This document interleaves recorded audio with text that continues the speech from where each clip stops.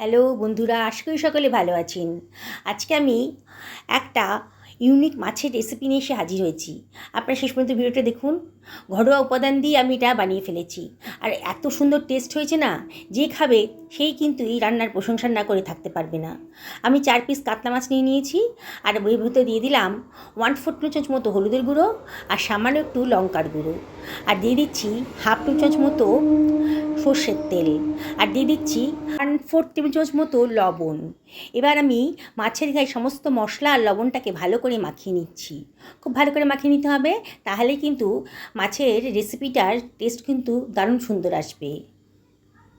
দেখুন আমি কত সুন্দর করে মাখিয়ে নিলাম। সরিয়ে রাখছি। আমি দুখানা মাঝারি সাইজের আলু নিয়ে নিয়েছি।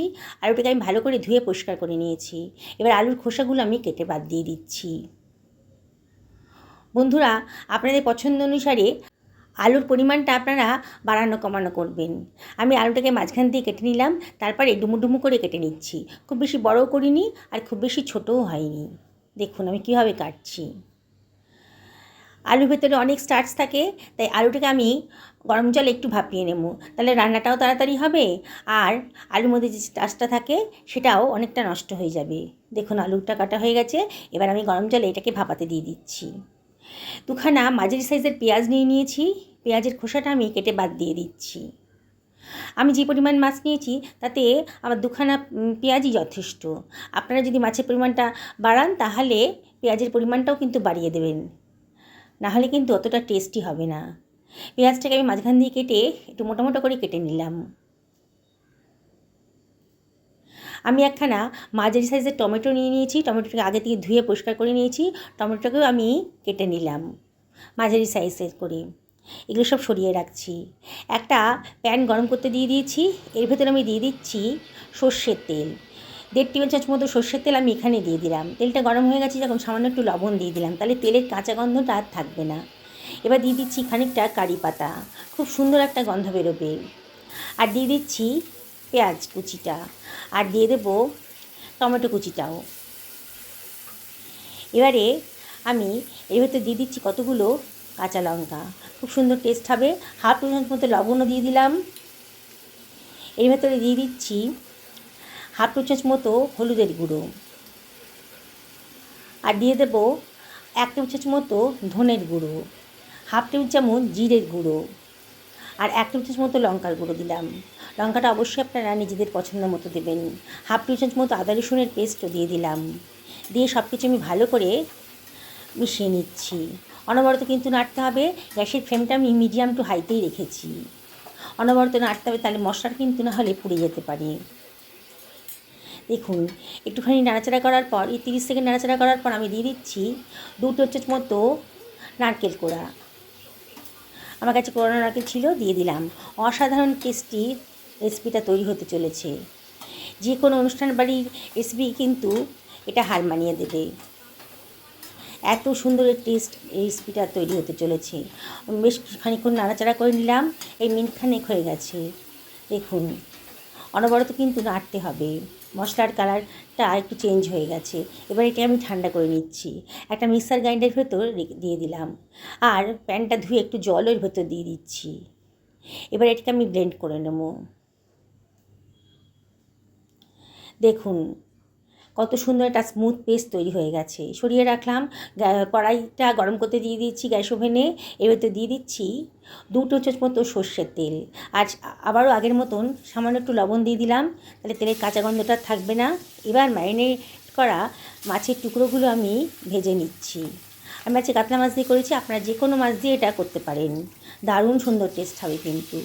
এপিঠ ওপিঠ ভালো করে আমি উল্টে পাল্টে ভেজে নেব।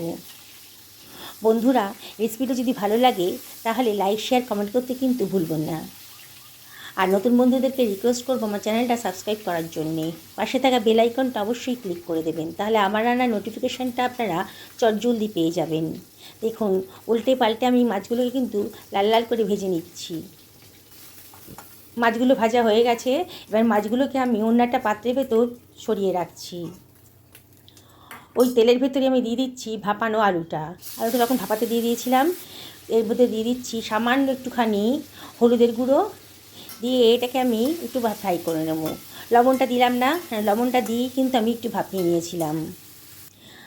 অনবরত কিন্তু নাড়তে হবে। নাড়তে নাড়তে দেখুন আলুর কালারটা কিন্তু আস্তে আস্তে চেঞ্জ হয়ে যাচ্ছে। আলুটা একটু ভাজা ভাজা মতো হয়ে গেছে। এবার আলুটাকে আমি সরিয়ে রাখছি অন্য একটা পাত্রের ভেতর। এবার ওই তেলের ভেতরে আমি দিয়ে দিচ্ছি হাফ টি চামচ মতো গোটা জিরে। জিরেটা একটু ফ্রাই হয়ে গেছে যখন, তখন দিয়ে দিচ্ছি কতটা কারি পাতা। আমি কারি পাতা দিয়েই রান্না করছি আজকে, দারুণ সুন্দর ফ্লেভার হবে। আপনাদের কাছে কারি পাতা না থাকলে গোটা গরম মশলা দিয়ে দেবেন। আর দিয়ে দিচ্ছি 2খানা শুকনো লঙ্কা। সব কিছু আবারও একটুখানি ফ্রাই করে নিচ্ছি। অনবরত কিন্তু নাড়তে হবে। সুন্দর একটা গন্ধ বেরোতে শুরু করে দিয়েছে। এবার আমি এর ভেতর দিয়ে দিচ্ছি বেটে রাখা মশলার পেস্টটা। গ্রাইন্ডারটা ধুয়ে অল্প পরিমাণ জলও এর ভেতর দিয়ে দিলাম। দিয়ে সব কিছু ভালো করে মিশিয়ে নিচ্ছি। অনবরত কিন্তু নাড়তে হবে, নাহলে কিন্তু পোড়া ধরে যাবে। গ্যাসের ফ্লেমটা মিডিয়াম টু হাইতেই রেখেছি। এবার আমি ঢাকা দিয়ে দিচ্ছি মিনিট 2-এর জন্য মিডিয়াম টু লো ফ্লেমে। তাহলে মশলা সুন্দর করে কষানো হয়ে যাবে। দেখুন 2 মিনিট বাদে বোঝাই যাচ্ছে মশলাটা কিন্তু বেশ খানিকটা কষানো হয়ে গেছে। মশলার গা থেকে কিন্তু তেলও বেরোতে শুরু করে দিয়েছে। আবার একটু ভালো করে কষিয়ে নিচ্ছি। এবারে আমি এর ভিতরে দিয়ে দিচ্ছি ভেজে রাখা আলুর টুকরোগুলো। দিয়ে আবারও সব কিছু ভালো করে মিশিয়ে নিচ্ছি। বন্ধুরা, ঘরোয়া উপাদান দিয়ে রান্না করতে আমি বেশি পছন্দ করি। মানে রান্নাঘরে হাতের কাছে যে উপাদানগুলো আমরা রেগুলার ব্যবহার করি সেগুলো দিয়ে রান্না করতে আমি বেশি পছন্দ করি। তাই আমার এই রান্নার রেসিপিগুলো যদি আপনাদের ভালো লাগে তাহলে অবশ্যই কমেন্ট করে জানাবেন। দিয়ে দিলাম গরম জল। এমন করে জলটা দিলাম তাহলে আলুগুলো ডুবে যায়।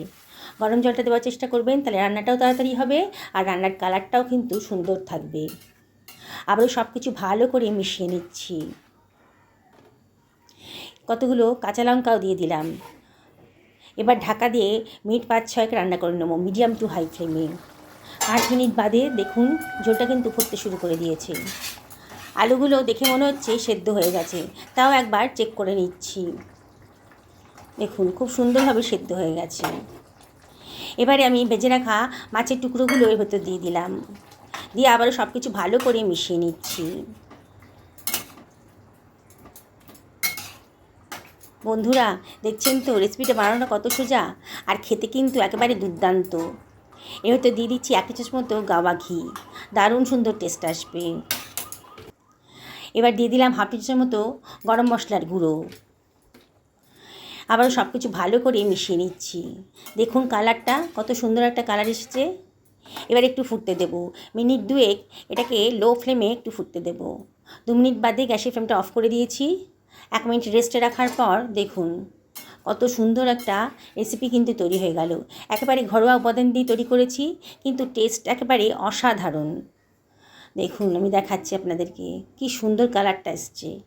এটাকে সার্ভ করে দিচ্ছি। পুরনো বন্ধুদেরকে অনেক ধন্যবাদ, তাদের সাপোর্টের জন্যই এত দূর আসতে পেরেছি।